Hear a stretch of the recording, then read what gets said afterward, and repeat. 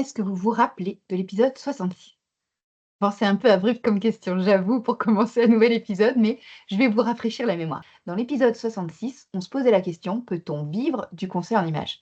C'est un épisode qui vous a beaucoup plu, qui vous a beaucoup marqué, et c'est normal parce que cette question-là, tout le monde se la pose. Quand je vous ai au téléphone, quand je vous ai via Instagram, par chat, etc., vous me posez toujours cette question de la rentabilité. Est-ce que je vais pouvoir gagner ma vie? Est-ce que je vais pouvoir payer mes factures? Est-ce que je vais pouvoir me dégager finalement assez de chiffre d'affaires pour pouvoir laisser de côté le travail qui ne me plaît plus, qui ne m'épanouit plus? C'est une question centrale et vous avez tellement raison de vous la poser. Cette question, elle revient tout le temps. Parce que cette question, elle traduit justement le fait que vous soyez très sérieuse à propos de votre projet. Parce que si vous rêvez de vous lancer comme conseiller en images, c'est bien pour gagner votre vie. Ce n'est pas pour simplement passer votre temps. Vous avez envie peut-être de lâcher un travail qui ne vous plaît plus. Vous avez envie d'avancer, d'aller vers quelque chose qui vous fascine, qui vous passionne, et vous avez raison.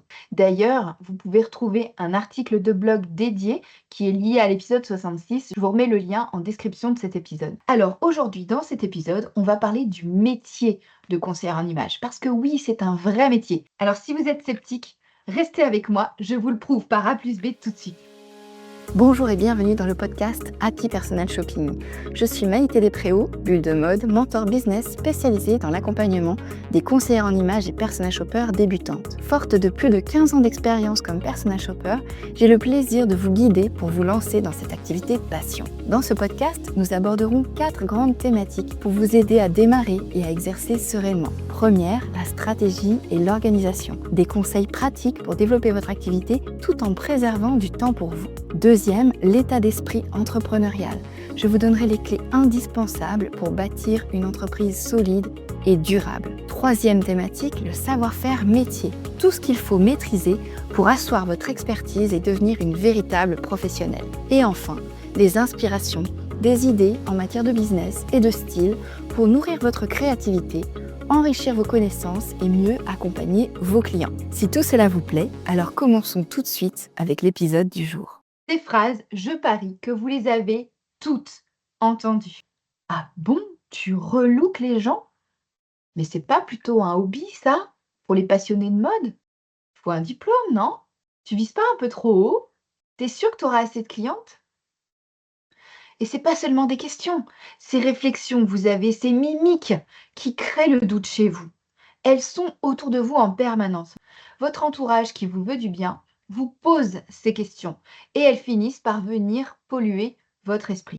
Avec 15 ans de recul maintenant, je peux vous le dire, les gens ne connaissent absolument pas notre métier. Ils voient les paillettes, les émissions de télé, les transformations spectaculaires en 1 heure, mais ils ne voient pas le travail de fond. Le conseil en image souffre d'un vrai problème de perception. Beaucoup pensent que c'est superficiel, que c'est juste de la mode, que c'est juste du shopping, que c'est futile, que vraiment voilà, c'est juste t'aimes la mode, voilà, t'es conseillère en image. Non. La réalité, elle est tout autre. L'activité de conseillère en image, c'est un vrai métier. Parce que c'est quelque chose qui transforme les gens, qui transforme leur quotidien, qui leur permet de se sentir mieux dans leur peau, mieux dans leur vie, qui leur permet de prendre confiance en eux et donc de réaliser de grandes choses. Vous n'êtes pas là juste pour changer un sac ou pour changer la couleur d'une veste. Vous êtes là pour transformer la vie des gens. On n'est pas là juste pour dire la ceinture va pas. Non, on travaille sur l'image globale, sur la confiance en soi, sur la perception que vont avoir les personnes qui regardent la cliente qui vous a fait confiance, d'elle, de son professionnalisme, de sa confiance en elle. On travaille sur quelque chose qui est beaucoup plus profond, sa façon de se présenter au monde. On aide nos clientes à se révéler, à révéler qui elles sont vraiment à travers leur apparence. Et ça ne s'improvise pas. Alors, un vrai métier, qu'est-ce que c'est exactement? Un métier, c'est une activité qui demande des compétences spécifiques, qui a une utilité sociale réelle et qui génère une valeur économique concrète. C'est ça un métier. Et vous savez quoi? Le conseiller en image coche ces 3 cases. Avec 15 ans d'expérience, je peux vous assurer que j'ai eu le temps d'éprouver toutes les compétences nécessaires pour exercer ce métier. J'ai vu ce métier évoluer, commencer à se structurer, se professionnaliser. Et c'est pour le mieux. Parlons des compétences d'abord. On ne s'improvise pas conseillère en image. Ce n'est pas parce que vous aimez la mode que vous pourrez accompagner quelqu'un. Il faut maîtriser plus que ça. Il y a une certaine psychologie déjà pour comprendre ce que la personne veut en face de vous. Vous n'êtes pas là pour prendre votre style et en faire un copier-coller sur votre cliente. Ça marchera pas. Elle sera déguisée. Donc cette dimension psychologique, elle est hyper importante pour pouvoir décoder leurs blocages, pour comprendre leurs peurs. Il faut connaître aussi, bien entendu, les techniques de base, la morphologie, la colorimétrie, les codes vestimentaires, les codes stylistiques qui sont associés à certains métiers, à certaines postures professionnelles. Et puis, bien entendu, il faut savoir vendre ses services, mais aussi accompagner avec bienveillance, avoir ce côté un peu pédagogique, enseigner, transmettre. Ça, c'est un mot qui est important pour moi. Transmettre. Au départ, j'étais comme vous, débutante et même, je dois le dire, autodidacte. Je n'ai pas suivi de formation de conseillère en images. J'ai lu, écouté, visionné tout ce que je pouvais pour me faire ma propre culture, ma propre méthodologie de conseillère en images. Et au fil des années, j'ai étoffé ces compétences, des compétences en communication, en marketing, en pédagogie, soit à partir du terrain, soit en me formant. J'ai appris à décrypter les non-dits, à rassurer, à challenger aussi parfois. C'est un métier à multiples facettes qui est bien plus riche que ce que montrent les émissions de télévision. Ensuite, il y a l'impact. Les clientes qui viennent vous voir, elles ne viennent pas juste pour faire du shopping. Elles viennent parce qu'elles veulent évoluer dans leur carrière, gagner confiance en elles, améliorer leur prise de parole, renforcer leur crédibilité professionnelle, séduire à nouveau. L'image, c'est un levier puissant de transformation personnelle. Et vous le savez si vous aussi vous êtes passé par là avant de devenir vous-même conseillère en images. Troisième et dernier élément, la valeur économique. Si vous avez déjà écouté l'épisode 66, Peut-on vivre du conseil en images? Vous savez que c'est viable financièrement. Sinon, je vous invite à aller le réécouter. Nos clientes sont prêtes à investir parce que justement, elles ont conscience de ce qu'on peut leur apporter. Le service qu'on va leur proposer répond à leurs besoins et c'est un vrai besoin qui est profond et légitime. Alors oui, c'est un métier, comme vous pouvez le voir, il répond aux 3 critères. Et c'est un métier qui est structuré et reconnu par celles et ceux qui en bénéficient au quotidien. Je voudrais maintenant vous rassurer. En 2010, j'étais exactement comme vous. J'étais face à cette même question. Est-ce que c'est sérieux?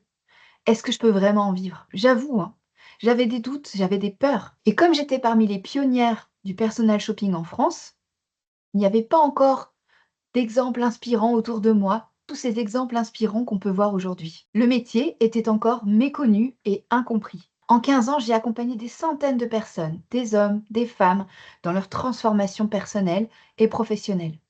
Et surtout, j'ai vu ce métier évoluer, se structurer, gagner en reconnaissance. De mon côté, j'ai développé une méthode, affiné ma pédagogie, éprouvé sur le terrain toutes les compétences dont je vous parlais juste avant. J'ai traversé les modes, les tendances, les crises économiques, Covid, coucou. Et j'ai vraiment compris, avec tous ces accompagnements, à quel point le travail que l'on fait est un travail de fond. Ça se passe en coulisses. Une grande partie du travail se passe en coulisses. Quand je vois des clientes qui décrochent des promotions, celles qu'elles visaient depuis des mois, quand je vois d'autres qui osent enfin prendre la parole en public, ou qui retrouvent confiance après un divorce, un deuil, une maladie, un changement de vie, je me dis que c'est ni de la chance, ni du show, c'est pas du spectacle. C'est le résultat d'un accompagnement structuré, professionnel, avec une véritable expertise derrière. Et maintenant que je suis mentor business, et que je forme d'autres femmes à réussir dans ce métier, je leur transmets ces 15 ans d'expérience, ces compétences que j'ai éprouvées sur le terrain, cette vision du métier unique que seul le temps et la pratique peuvent vous donner. C'est bien ça qui prouve que c'est un vrai métier, l'impact concret, mesurable, qui perdure dans le temps. Alors peut-être qu'en ce moment, vous aussi, vous vous demandez si vous pourriez légitimement vous lancer dans ce métier. Peut-être que vos proches doutent. Peut-être qu'une petite voix dans votre tête vous dit que ce n'est pas sérieux. Enfin, tu peux pas gagner ta vie avec des chiffons. Et si je vous posais la question autrement? Et si vous vous demandiez plutôt, est-ce que je choisis de croire que ce n'est pas un vrai métier?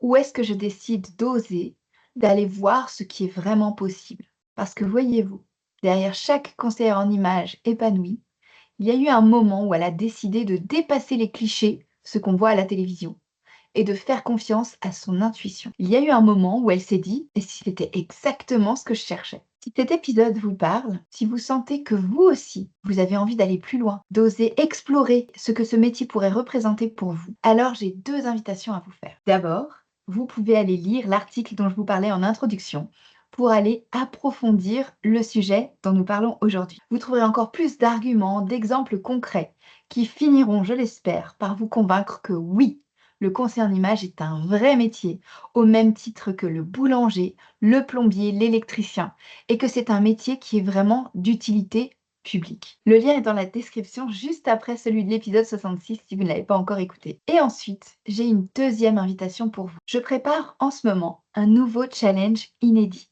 le Challenge Odyssée, qui est un moment unique en ligne gratuit pour vous permettre de découvrir les coulisses du métier, les vraies étapes pour se lancer sereinement et les clés qui feront toute la différence pour vous permettre de réussir. Si vous voulez être parmi les premières informées et ne rien manquer de cette aventure, alors je vous invite à cliquer dès maintenant pour vous inscrire à la liste d'attente. Tous les liens se trouvent en description de cet épisode. Vous verrez, c'est ce premier pas tout simple qui peut tout changer. J'espère que cet épisode vous a plu. Je vous retrouve la semaine prochaine pour un nouvel épisode. En attendant, n'oubliez pas de vous abonner et je vous dis à la semaine prochaine. Merci pour votre écoute.